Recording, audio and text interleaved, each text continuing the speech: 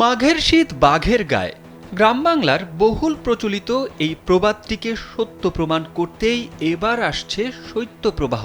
এবছর শীতের শুরুতে কিছুটা ঠান্ডা পড়লেও যেমনটা আশা করা হচ্ছিল তেমন হাড় কাঁপানো শীতের দেখা পায়নি ঢাকাবাসী। অথচ পৌষ শেষ হয়ে আজ মাঘের 4 দিন। গ্রামগঞ্জে শীতের কিছুটা প্রভাব থাকলেও রাজধানীতে রীতিমতো পাখা চালানোর উপক্রম। তবে এবার ঠান্ডা বাড়ার খবর দিয়েছে আবহাওয়া অফিস। সংস্থাটি বলছে, আগামী কয়েকদিন দেশের কিছু অঞ্চলে মাঝারি থেকে মৃদু শৈত্যপ্রবাহ বয়ে যেতে পারে। শনিবার সকাল 9টা থেকে পরবর্তী 72 ঘন্টার পূর্বাভাসে এ তথ্য জানানো হয়েছে। আবহাওয়া পূর্বাভাসে বলা হয়, সোমবার থেকে দেশের কিছু কিছু অঞ্চলের উপর দিয়ে মৃদু থেকে মাঝারি শৈত্যপ্রবাহ বয়ে যেতে পারে।